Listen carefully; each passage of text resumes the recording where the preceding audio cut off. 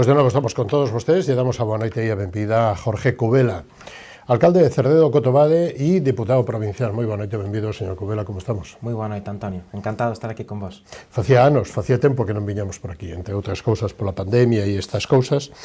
Vostede foi un dos alcaldes máis novos que tuvo Galicia e España, xa leva uns aniños nesto, xa é veterano. Como ve a política a nivel nacional, co caso do fiscal general, co caso de... Como a ve un home como vostede desde, digamos que a aldea de Pontevedra?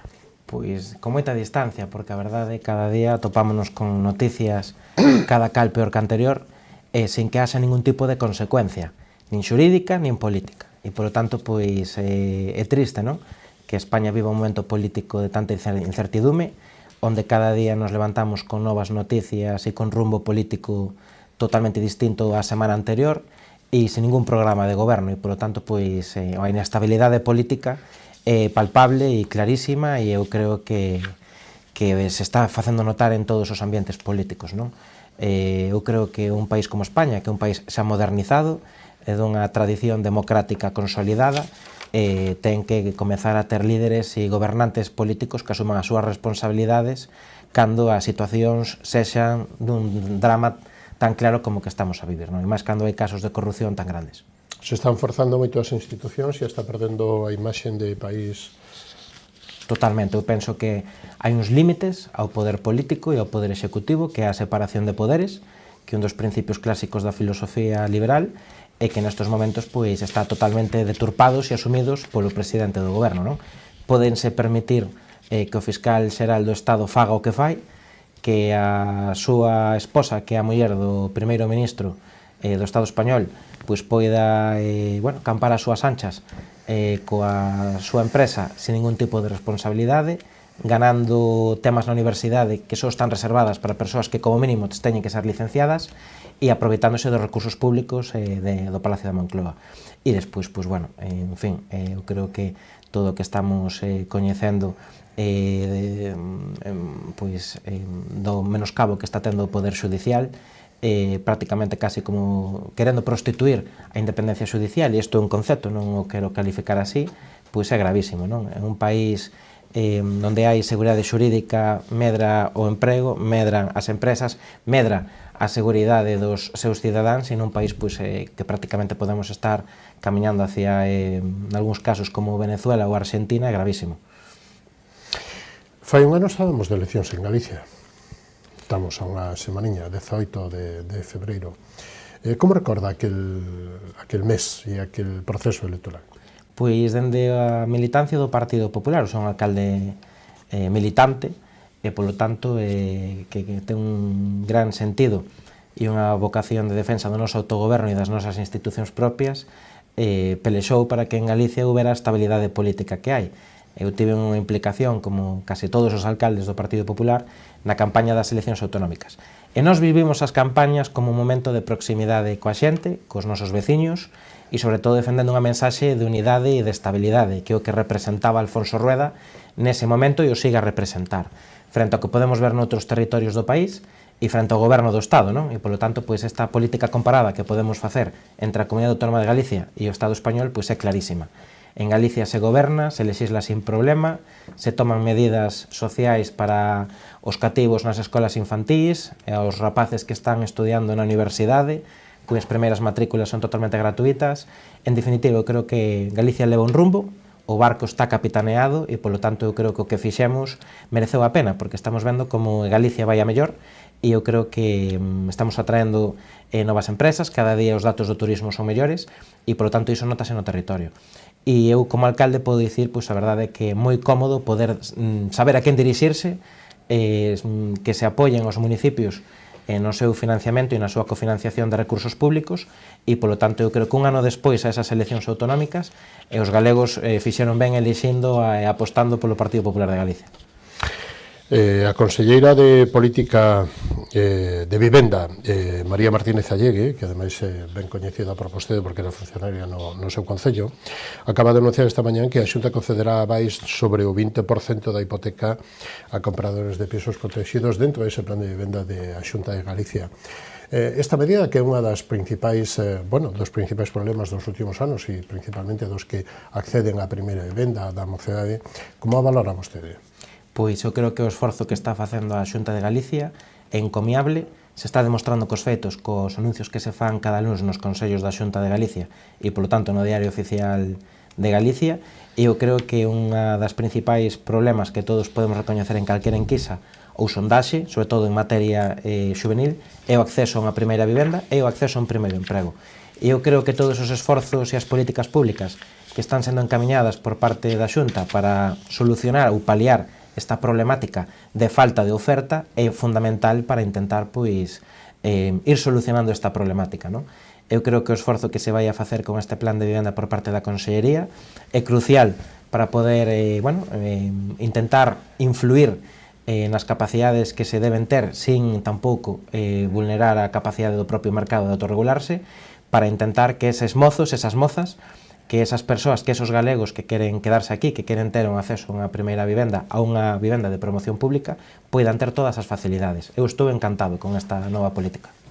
Logo falaremos, entramos agora no Concello Cerdedo Cotobade e a ver que nos conta vostedes, que políticas teñen tamén para isto, para axudar e para, digamos, que a recuperación de vivendas que están, digamos, que necesitan reformas ou están medio abandonadas. Antes, unha cuestión máis de actualidade, a semana pasada, incluso no Chope se facía unha pequena manifestación para rexeitar as agresións que está sofrindo os sanitarios. Como entende vostede isto no momento que nos toca vivir?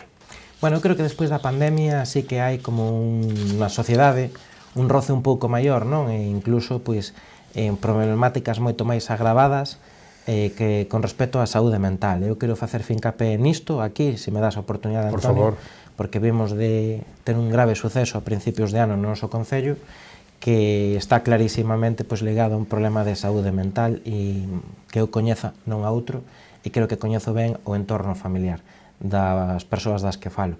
Polo tanto, efectivamente, isto non só pasa na sanidade, pasa na educación cos profesores, pasa entre os propios pais. Estamos todos crispados. Sí, eu noto moita máis... Hai un muro que...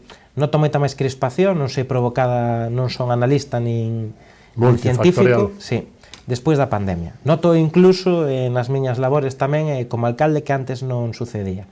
E, polo tanto, eu creo que, en fin, o propio mundo nos crispa, non? Pero sí que eu noto dende o ano 2021 en diante que a sociedade en moitos parámetros parece como que nace crispada xa o día. 9 anos estábamos votando contas ahora, no ano octubre de 2016, dos concellos pequenos da provincia de Pontevedra, cerquiña de Pontevedra, con límite de Pontevedra e Campo Lameiro e Forcarei tamén. Bueno, se fusionan, que era un dos primeiros proxectos da política en aquel momento de Núñez Feijóo. Que balance fai hoxe de 9 anos de fusión para dous concellos pequeniños? Están en torno ahora mismo os dous fusionados 5.800, 6.000 veciños? No entorno. No entorno. Pois a verdade é que estes anos pasaron moi rápido, imagino que pola hiperactividade e a tensión co que intentamos xestionar cada día o Concello, como digo eu, movendo o avispeiro cada día porque os recursos non chegan sós. Concellos como os nosos, se tiveran que vivir do que recaudan en tasas, impostos directos e, transferencias do Estado e da Comunidade Autónoma, daríalle para pagar solamente o capítulo 1 de gastos do persoal. Todo o que se consigue fora deso, non? Desos ingresos e desas transferencias é o produto da xestión e dos obxectivos que ten un goberno municipal. Polo tanto, eu creo que niso temos un notable alto, a calificación debería facela a cada un, pero creo que, en fin, o propio Partido Socialista a nivel provincial nestes últimos anos dicía que a Xunta dopaba Cerdedo Cotobade, non? Eu estou moi contrario a ese criterio. A Lei de Administración Local de Galicia deixa perfectamente claro no seu artigo 13 que los municipios fusionados tendrán preferencia na asignación de recursos públicos de la Comunidade Autónoma, bien en convenios, transferencias ou en subvencións de concurrencia competitiva. E, polo tanto, eu creo que é recoñecido por todos que hai unha capacidade e un esforzo gracias a incrementar os ingresos que nos permite a fusión a través dese fondo local de fusións que a Xunta de Galicia apoia os concellos fusionados, neste caso na nosa comunidade autónoma, na nosa provincia, Cerdedo Cotobade, e a capacidade que temos para poder concurrir a todas as subvencións prácticamente que saen cada ano, a grandes convenios como estamos indo e as infraestructuras e os servicios que estamos pondo en marcha. Ben, é certo que a vida no rural non é tan fácil como nas urbes, como nas cidades ou como nas vilas medianas, pero con ilusión e con traballo e con procesos de escoita en todas as parroquias, nós temos un sistema de cogobernanza con todos os veciños que é o que aplicamos, non? Eu estou aquí, pero antes de porme aquí, para resolver un conflito, póñome no lado do veciño, porque non somos representantes municipais e temos que estar próximos a eles e a elas. E a veces, por moi pequena que nos parece unha cuestión que nos plantexen, para ese veciño, para esa veciña, é a súa cousa máis importante. Polo tanto, temos que tratala como unha xestión grande. Eu creo que iso é o que nos convirte nun goberno próximo e resolutivo. E, polo tanto, eu creo que un concello que nestos anos pudera aumentar máis dun 200% o orzamento municipal do que sumaban por separado Cerdedo e Cotobade, que teñamos liquidacións do exercicio, falo do exercicio anterior, aprobamos un orzamento no 2023, son os últimos datos que temos de liquidación, porque os do ano 24 temos ata o mes de marzo para facela, pois no ano 23 aprobamos un orzamento de 4,5 millóns de euros, 1.700.000 euros máis do que sumaban por separado ambos os territorios, e conseguimos liquidar o exercicio cun resultado orzamentario consolidado de máis de 9,5 millóns de euros. Eso é unha burrada. E, polo tanto, eu creo que gracias á capacidade de xestión e aos incentivos que conlevamos por ser un concello fusionado. Estamos construindo a terceira residencia de maiores do noso concello, o segundo centro de día. Estamos conseguindo máis servicios educativos nos colexios, estamos indo á remodelación de todos os equipamentos municipais cada ano, as infraestructuras culturais, as infraestructuras sanitarias, as infraestructuras educativas, e, polo tanto, eu creo que cada ano pois estamos en torno a uns investimentos entre os que sumamos de fondos propios da Xunta e da Diputación entre 3 e 5 millóns de euros. Polo tanto, eu creo que isto é moi importante, facendo sempre fincapé en que hai moitas cousas que non dependen de nós, nin de administracións públicas, que ainda así temos que facer forza. Pois, por exemplo, acabamos de conseguir no último ano que a empresa Zapaterías Crack, que é unha empresa familiar galega, pero xa é unha multinacional, pois se trasladara ao noso concello. Trasladarse ao noso concello serviulle... plan logístico. Efectivamente. E van a crecer, porque van a construir pois máis naves no entorno de onde están. E, polo tanto, eu creo que estamos dando noticias positivas pouco a pouco en moitas materias e moitos eidos. E, polo tanto, pois moi orgulloso. Queda moito por facer. En definitiva, loitamos moitas veces contra sistemas privados en servicios, pois os temporais, que sempre temos problemas con Naturgy, o propio despregue da fibra óptica, que xa me gustaría que estuvera ao 100%, pero, bueno, colaborando e axudando aos veciños para resolver problemas en todas as aldeas. Máis ou menos a vostede debe ir ben, porque os veciños no ano 23, lóxicamente que son as eleccións en maio do 23, o Partido Popular conseguiu 10 concelleiros, vostede alcalde, Partido Socialista 2 e BNG 1. Como se xestionan 21 parroquias onde os núcleos urbanos son escasos e mínimos? Como se xestiona, como se leva un pouquiño para que todos os veciños teñan calidade de abastecemento, de auga, de saneamento, etc, etc, etc? Pois intentando ser xustos e repartir por parroquias e por lugares aquelas obras e servicios que máis interesan e que máis necesarios son, non?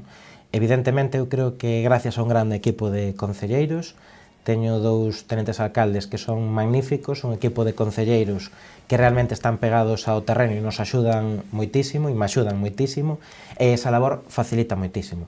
E despois teño que dicir que cuns servicios técnicos no Concello que con un volumen de traballo enorme, non? Ahora mesmo podemos dicir que no ano 2024, porque ese dato xa o teño, tramitamos máis de 7.000 expedientes urbanísticos. Aí conlevan moitísimos aspectos, non? Pero en materia de reparacións, obra nova, expedientes, certificacións, solicitudes e informacións, pero máis de 7.000 expedientes. Como ahora temos unha plataforma que o gestiona, que gracias á administración electrónica, todos estes datos son cuantificables. E, polo tanto, pois, traballando moitísimo. Eu sei que a veces temos que facer esperar a algún veciño ou algún colectivo para algunha petición ou por algún demanda que é importante, pero, pouco a pouco facendo xestión. E eu quero facer fincapé que todo o logramos ata agora e non renuncio a nun futuro estudiar o caso, sin pedir unha soa operación bancaria de crédito para financiar calquera das actuacións que levamos en marcha nestes 9 anos.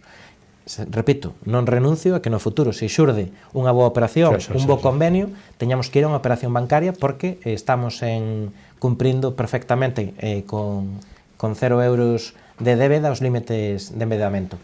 Pero eu creo que, bueno, os veciños teñen en nós a un aliado, no noso móvil, aos medios de contacto directos, estamos preto deles, e polo tanto eu creo que eso é o que máis nos representa.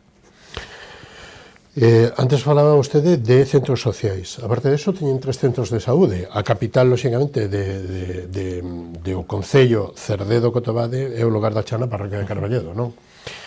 3 centros de saúde, un albergue. Que importancia ten isto e como dá servicio aos veciños? Bueno, pois é importante porque somos un concello cunha vertebración moi importante, cunha diseminación dos núcleos moi grande, e un dos compromisos da fusión era que os servicios públicos se ian a manter, porque son públicos, non? Como o seu propio nome indica. E, polo tanto, pois, o que estamos tratando de conquerir e conseguir é aportando máis servicios. Agora mesmo no noso concello, por exemplo, estamos promocionando 2 rutas de peregrinación, como é a Ruta do Taberneiro e a Vía Mariana, que atravesan o noso concello por distintas parroquias, ambas as dúas. Pois o que quixemos é dar un servicio nunha pequena construción municipal, reconvertila nun albergue, como acabamos de facer, para ofrecer un servicio que se poida pernoctar e poñer o noso territorio no mapa en materia turística. Temos moitísimos proxectos en marcha en materia turística, que eu creo que é un dos grandes polos do noso municipio, e, polo tanto, eu creo que nestos 2 últimos anos e os próximos 2 ímonos a diferenciar moitísimo en materia de turismo rural, en materia paisaxística, medioambiental e de desarrollo sostible do noso municipio. Eu creo que son coñecidos moitos dos proxectos nos que estamos a traballar. Tamén estamos a traballar na modificación urbanística de 3 áreas para dotar de importantes áreas recreativas e de recreo a distintos puntos do noso concello, e, polo tanto, a miña aspiración coas distancias, que é unha zona que lle teño moito cariño, me gustaría converter o meu concello na pequena ribeira sacra da provincia de Pontevedra. Estamos na planta central da provincia, estamos sendo atravesados por unha nacional que vertebra grande parte das nosas provincias e da nosa provincia coa meseta, e, polo tanto, pois aí estamos tamén loitando pola mellora desta circunstancia. Desa vía. Como van esas xestións despois daquele accidente tráxico que poñemos a audiencia en antecedentes daquele autobús que se había despeñado no ponte do Ponte de Pedre? Bueno, pois nós fixemos unha fronte común, varios reivindicando alcaldes de 7 concellos, de 7 concellos gobernados por 3 formacións políticas distintas, que eu creo que nos tempos que corren, onde parece que ninguén se pon de acordo para sacar cousas de interese común, que 7 alcaldes e alcaldesas de 3 formacións políticas sexan capaces, pois, de... Pero a necesidade da carretera é dos veciños, de deixar a un lado, non? Pois os intereses das súas formacións políticas, que poden ser distintas, pois legitima toda a mía máis a aspiración que temos, que é conseguir a mellor integral da Nacional 541, convertila, pois, nunha infraestructura do século XXI e que deixe de ser, pois, unha estrada, en fin, tinguida por cruces ao longo de toda a súa vía.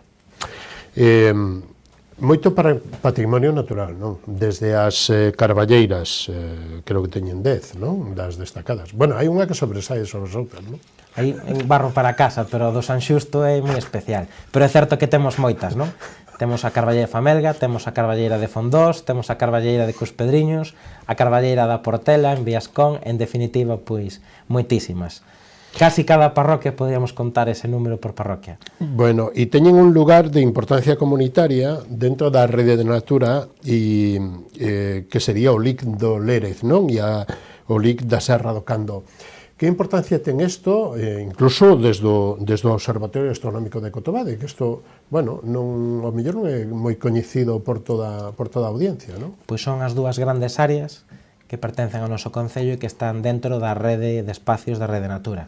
Mismamente, pois, fai uns días presentábamos co colectivo que reúne aos axentes medioambientais da Xunta de Galicia un libriño dos bolechas, onde territorialmente a historia, pois, se move no noso concello, non?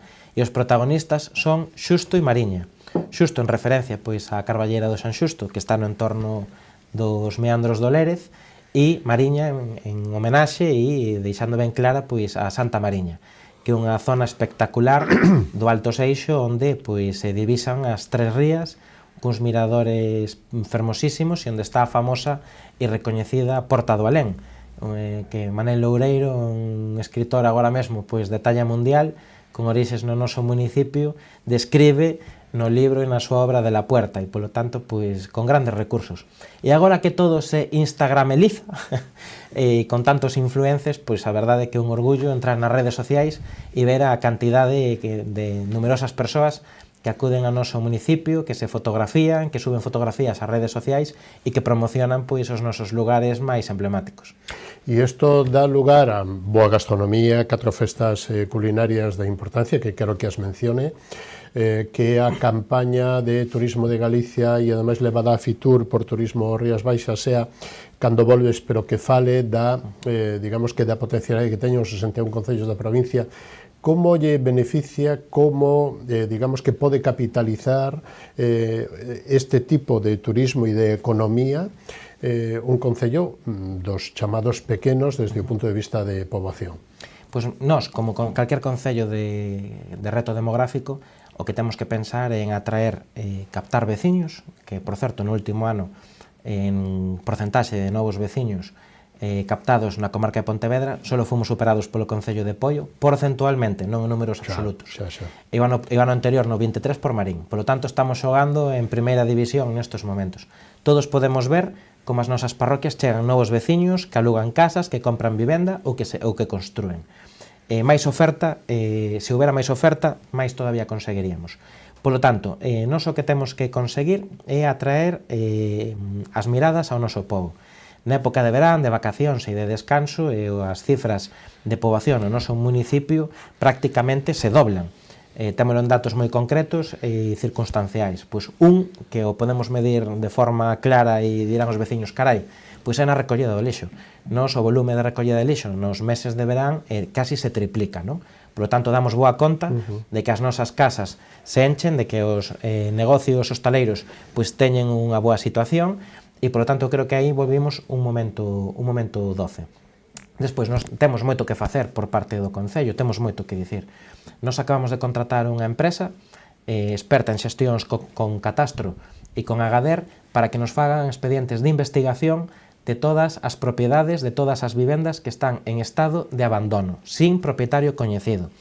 Por qué? Porque hai axudas da Xunta de Galicia a través da Consellería de Vivenda para que os municipios soliciten axudas á rehabilitación para pôr casas no mercado a través de alugueiro social. Nos fixémolo coas vivendas dos mestres de Cerdedo, fixémola co edificio do antigo centro médico de Carballedo, estamos facendo xestións para que o Ministerio de Fomento nos deixe rehabilitar o vello cuartel da Guardia Civil de San Xurxo para reconvertilo en vivendas sociais, pero ben é certo que esa paisaxe que temos en moitos camiños e moitas pistas do noso concello con vivendas abandonadas, porque ben non teñen dono coñecido, porque son masas hereditarias sin partir dende fai décadas, ou porque ben os seus propietarios emigraron e non deixaron pois aquí o herdeiros efectivamente o rexistro da propiedade solucionado, pois a administración a través de distintos instrumentos, ben sexa civís ou polos cauces da Lei de Recuperación da Terras, pode adquirir esas vivendas en estado ruinoso, abandonadas, que non teñen dono coñecido, para intentar pois darlles unha segunda vida e que mellore pois a oferta de vivenda no noso concello, o acceso á vivenda dende un punto de vista da promoción pública e social e que axude pois a recuperar os nosos núcleos rurais histórico-tradicionais con vivenda tradicional cunha pedra labrada que pois herdada das mans dos nosos devanceiros e que con tanta importancia nos supuxeron ser recoñecidos como terra dos canteiros barrocos de Galicia. E como van neste senso, digamos que os veciños, as empresas que, propietarios particulares ou individuales que compran ou alugan, arranxan a súa casa e logo a alugan para vivendas de uso turístico? Está proliferando, lógicamente non vai haber hoteles de moitísimos centros de habitacións, pero sí a pequena, digamos que entendida como turismo rural, non? A pequena casiña, a pequena estancia. Pois nós, entre hotéis rurais, vivendas turísticas e casas de turismo rural, como podemos... Como está ese rexistro? podemos estar sumando agora mesmo pois prácticamente preto de 90 rexistros no noso concello, que é un número alto. Cada ano, ahora últimamente, pois aparecen 3, 4 solicitudes máis de vivenda turística que se suman pois a esta plataforma de oferta e, polo tanto, eu creo que é unha oportunidade, non, de negocio e para emprender. E dar vida. Efectivamente. E eu, pois, bueno, o que estamos intentando dar oportunidade de que somos o único concello de Galicia onde non temos imposto de construcións, quen queira rehabilitar unha vivenda ou facer unha casa nova non paga o ICIO, ten que facer o trámite da licencia, pero non ten que liquidar os impostos de construcións no municipio e, polo tanto, pois ese é un aliciente moi importante. E eu considero que, ademais, a nosa propia situación de corazón en Rías Baixas, pois nos dá moitas máis oportunidades. A proximidade a Pontevedra, as praias... Cuarto de hora, non? Efectivamente. As praias de Marín son 20-25 minutos según a parroquia.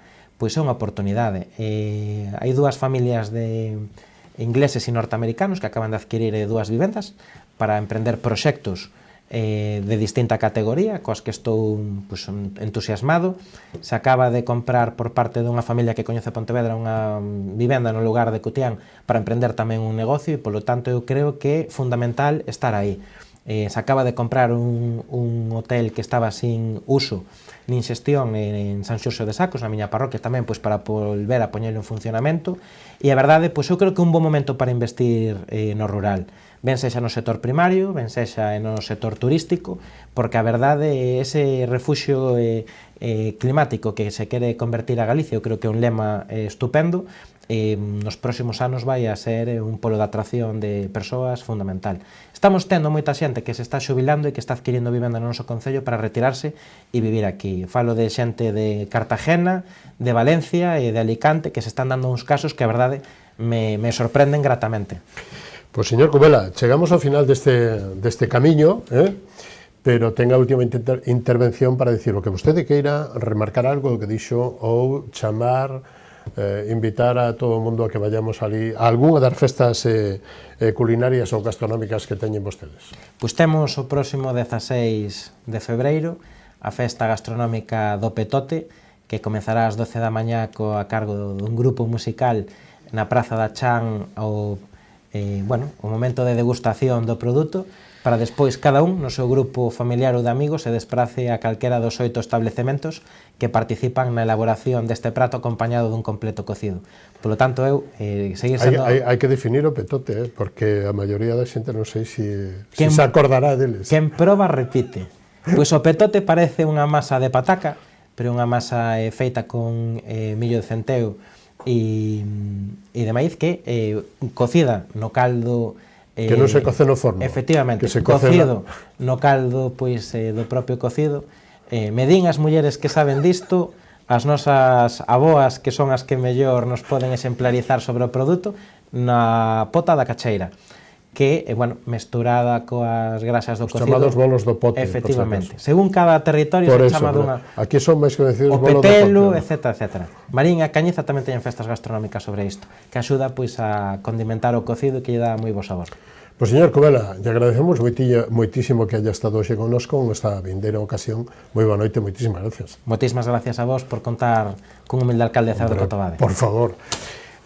Isto foi todo en Cerdo Cotobade, pero non se vayan. Despois da publicidade recibimos a Xaquín Rubido, presidente da Pedra, plataforma pola defensa da ría de Arousa. Moito que falar, moito que analizar sobre esta ría con Xaquín Rubido. Non o perdan, hasta ahora mesmo.